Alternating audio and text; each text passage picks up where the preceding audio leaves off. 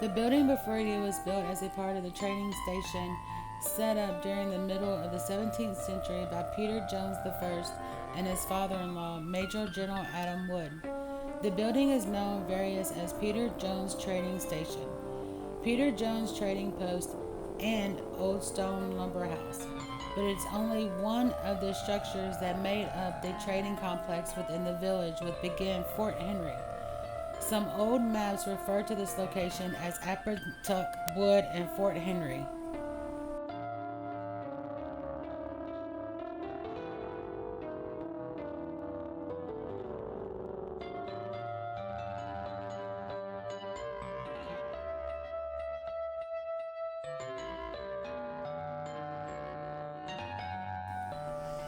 Fort Henry was established in 1646 at the falls of the Appomattox River as the last fort along the Virginia Falls Zone to protect English settlers from Powhatan uprising.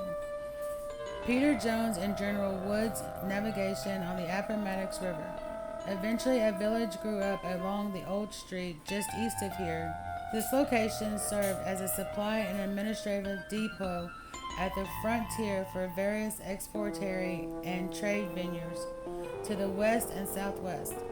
The areas to the immediate west was laid out as the town of Petersburg in December of 1738.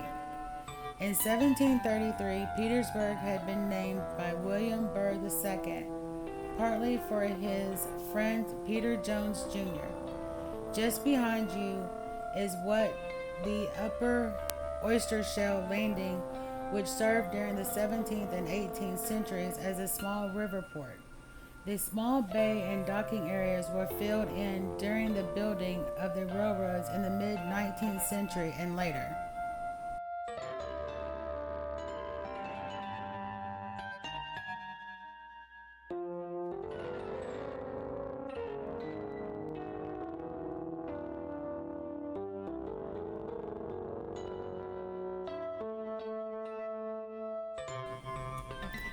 Of rubble stone construction, this building appears to have been built sometime between 1650 and 1750.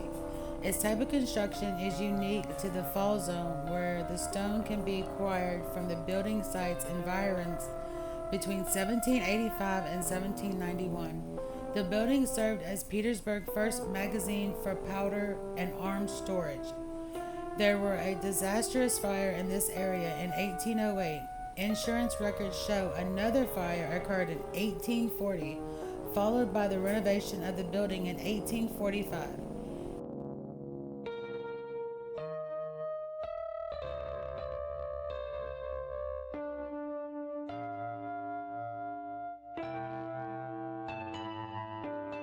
The earliest extant photographer shows the renovation building. The structure served as a detention facility during the Civil War. Principles of house both recreation Virginians and captured Northern soldiers. At one point after the Battle of Crater, the facility house captured Native Americans, federal soldiers from Michigan, and Confederate soldiers serving punishment for the military offenses. The brick addition may have been built during this period in the 20th century. The building served as various purposes, last as a part of a garnishment gutted by the disastrous fire in 1980.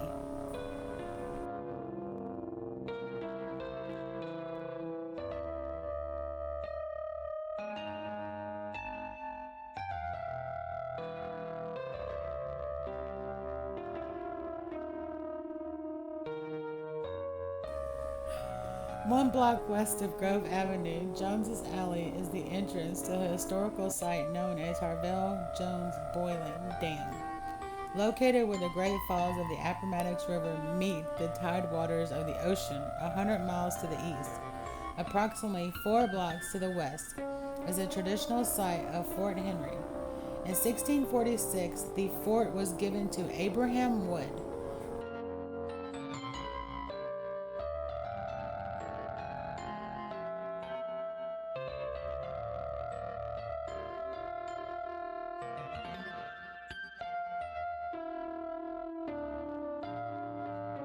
Petersburg, formerly Fort Henry, was a bustling trading center from its founding in the 17th century due to the good trails and roads along the fall zone into central and western North Carolina, and a navigational cannon just above the harbor leading west. The Appomattox remained open, relatively shallow draft sailing vessels, barges, and flatbeds. The railroad had taken over much of the shipment of goods formerly carried by ships. The Petersburg trading station had been an important part of Petersburg trading and consumers in the mid to late 1600s, for it served as the locus of river and land trade. One of the structures in the trading operation was the old stone lumber house to the front. This structure variously served as a headquarters for trade with various settlers, Indian tribes, and foreign countries, especially England, and the storage place for trading goods. The powder and guns after the Revolutionary War, it was distributed point for the various exportations of the western and southern regions of Atlantic America. What you see here are the remains of the circa 1844 revelation of the building, which was destroyed almost completely during the fire in 1980. The building was probably built sometime between the mid 1600s to the early 1700s of rubble stone. It served as the City Powder Magazine 1785 and 1791. Immediate to your right, a memorial adapted from the drawings by William Wand, which appeared in Harper Magazine during the Civil War. The memorial is an artist's impression of the Petersburg waterfront on the Appomattox River, probably at the city dock just downriver from here, showing how some of the waivers and the contemporaneous boats may have looked like during the period. At that time, the city of Petersburg had about 18,000 inhabitants. 5 railroads had been established since 1830s, heading in and out of the city, as well as several important manufacturing industries.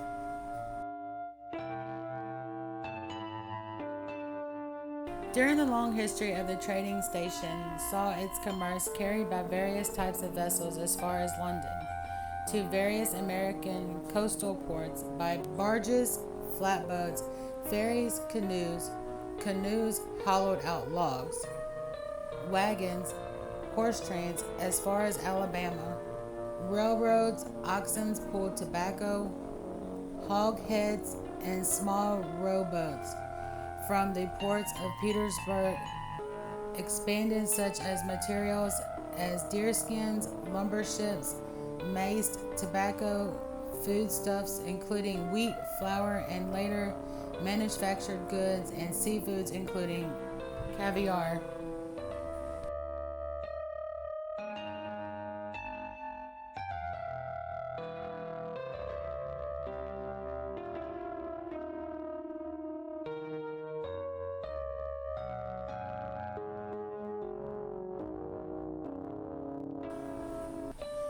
The disaster fire in 1980 destroyed the roof and the interior wood components of the building, which caused the huge stone walls to collapse mostly into the interior.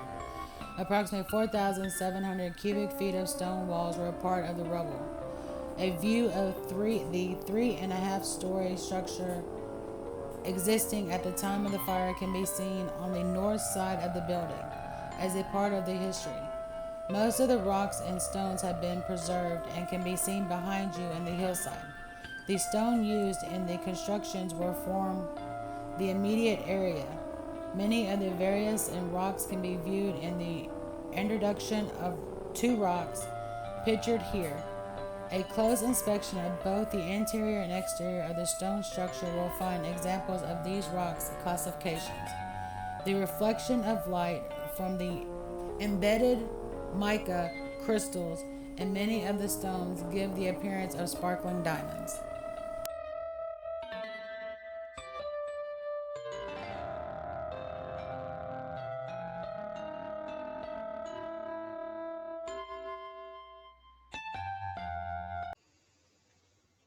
ghosting.